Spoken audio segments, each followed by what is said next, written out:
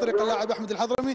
يقف بجانبي الكابتن عبد العزيز الضويحي المدرب السعودي ولاعب نادي هجر السابق. نرحب فيك كابتن عبد العزيز. الشوط الاول ينتهي لصالح الفريق الرائد في غفله من الدفاعات الهجراويه، يحرز الفريق الرائد هدف اول وهدف التقدم من خلال بمجملها لم تكن حاضرة فنيا بالشكل المطلوب، مباراة أقل ما يمكن أن نقول عليها بأنها أقل من المستوى المتوسط. بالفعل مباراة كانت مقفلة من الفريقين وحط عليها الحذر والتكتيك الدفاعي، وكان أقل من مستوى متوسط، يعني ما ترتقي لمستوى جيد. ايضا شاهدنا من خلال مجريات الشوط الاول هي فرصتين، فرصه للاعب عواد العنزي من كره عرضيه من خالد رجيب، حاول انه يسددها على الجول لانه ما موفق فيها، كذلك فرصه الهدف، فرصتين فقط في مجريات الشوط المباراه الاولى. صحيح اخوي بدر، زي ما قلت لك المباراه مقفله، يعني تكتيكيا المدربين اثنينهم محدرين، سواء السيد عمار السويح او السيد باتريسيو، يعني تعرف موقف الفريقين بعد فوز الرائد على الاتحاد وفريق منتشي، وهجر بعد تعادله مع النصر والفيصلي برضو، يعني صحيح ان الفارق 5 نقاط لكن المستوى متقارب، وكل فريق يطمح انه يصعد اكثر درجات اكثر.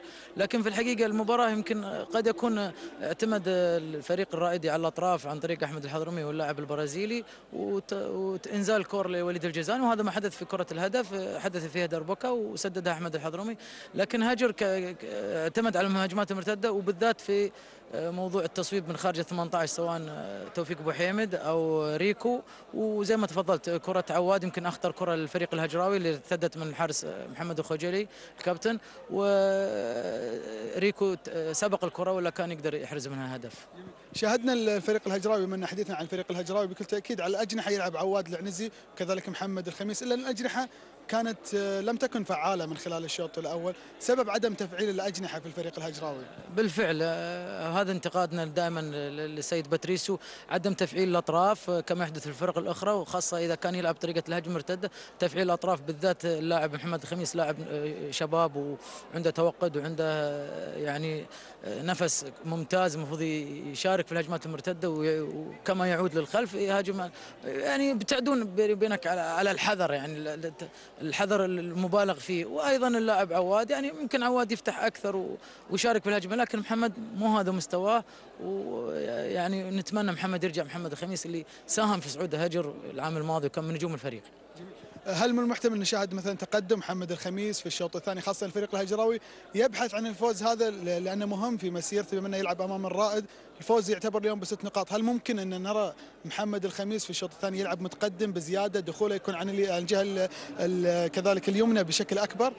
والله ممكن، لكن ما اعتقد السيد باتريسيو يغير في الطريقه او حتى في العناصر الان، لان الفريق حتى هدف الاخوان في الرائد هدف من دربكه، واحتمال ما يغير الا بعد يمكن مرور 20 دقيقه، وحتى العناصر الهجوميه انا اشوف الموجودين افضل من اللي خارج الملعب. قد يكون لو احرز التعادل يكون تغيير مختاري او مبارك الخضري، لكن الموجودين ان شاء الله فيهم الخير بركه وقادرين بالعوده للفريق.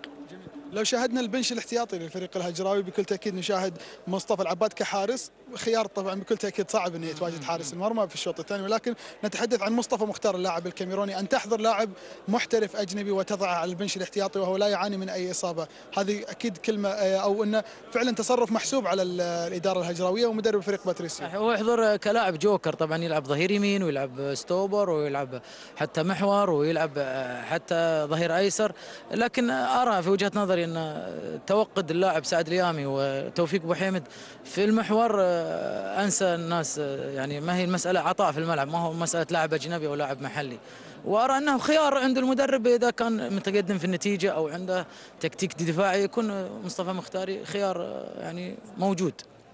إن وصلنا ايضا الحديث عن اللاعبين الاحتياطيين، نشاهد مبارك الخضري، نشاهد وليد الرجا كظهير ايسر، فهد الهارون، يوسف الموينع، بندر العنزي، اسماء ايضا جيده ممكن ان يكون لها فاعليه في الشوط الثاني. انت استبعدت انه يكون في تغيير، ولكن لو فعلا المدرب احتاج انه يبدل، طبعا نشاهد الان دخول اللاعب اللي هو الكاميروني مصطفى مختار لاجراء عمليات الاحماء، هل ممكن ان نشوف في اضافه مع بدايه مجريات الشوط الثاني، ام انه كما ذكرت سيتحفظ السيد باتريسيو؟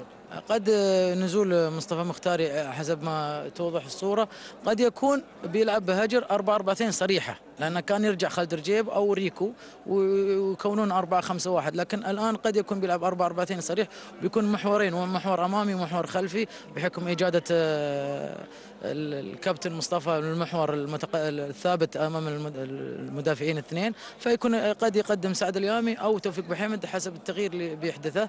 ومبارك الخضري قد يكون يعني لاعب ممتاز، لكنه راجع بعد إصابة، وأرى يعني وجهة نظري أنه يعني يحتاج فترة عشان يوصل مرحلة مستوى خالد رجيب أو ريكو. غياب اللاعب حيدر العامر بعد انتقاله لصفوف الفريق الاهلاوي بكل تاكيد اليوم شاهدنا يعني حيدر دائما ما يكون منطلق على الجهه اليسار، دائما ما تكون له انطلاقات كثيره، ايضا يسبب مشكله للفرق او الخصوم اللي تقابل هجر برميه التماس المعهوده اللي دائما ما يلعبها في منطقه الصندوق. كذلك غياب اللاعب جهاد الزويد الذي يلعب برضه في نفس الخانه الجناح الايسر، الجهه اليسرى اصبحت تقريبا معطوبه في الفريق الهجراوي. هذا كلامنا ان اللاعب الاجنبي مو بالضروري يكون حازم يلعب ظهير ايسر، وحدثت له كرت احمر مباراه النصر، والان وغاب مباراه الفيصلي واللي يلعب محله نجم، والان هو يلعب محل ظهير ايسر ومحضر صانع العاب او محور. لكن الحقيقه غياب حيدر طبعا مؤثر ولاعب كبير، سواء في الناحيه الهجوميه والناحيه الدفاعيه، لكن ان شاء الله هاجر اللي يطلع اللاعبين هذول ان شاء الله قادر يطلع لاعبين ان شاء الله في مستوى حيدر وافضل ان شاء الله. كرؤيه فنيه لك قبل ان ننتقل ايضا للجانب الرائدي في الفريق الهجراوي، كرؤيه فنيه ما الذي سيفعل هجر في الشوط الثاني كتوقع لك ايضا لنتيجه المباراه؟ والله هجر اتوقع يزيد التفاعل الهجومي في الامام، وخاصه خالد رجيب والكابتن ريكو والاطراف، وزي ما تفضلت كان في تغيير بيلعب محور امامي ومحور خلفي، و1-0 داي 2-0، مع تحفظ انه في مدرب كبير عند الاخوان في الرائد الكابتن عمار السويح، من اذكى وادهى المدربين في دوري زين ومعروف سواء في القادسيه او في الدوري الاماراتي او في الدوري التونسي، واتمنى للفريقين ان شاء الله التوفيق ان شاء الله. في حال نزول مصطفى مختار اين سنشاهده؟ في اي خانه؟ في خانه المحور؟ الفريق الهجراوي لا يحتاج الان محور خاصه انه متاخر. لا يحتاج محور ثابت بيلعب بمحور امامي، فيكون 4-4-2 وبيكون محور بينعكس مساند للهجمه، يكون طولي، بيكون عرضي الى طولي يعني، واتوقع يكون مساند للهجمه يا اللاعب توفيق بحمد او سعد اليامي. شكرا لك استاذ عبد العزيز. حياكم الله وشكرا للقناه الرياضيه، يا هلا والله مرحبا. كان هذا حديث الاستاذ عبد العزيز الضويحي المدرب الوطني.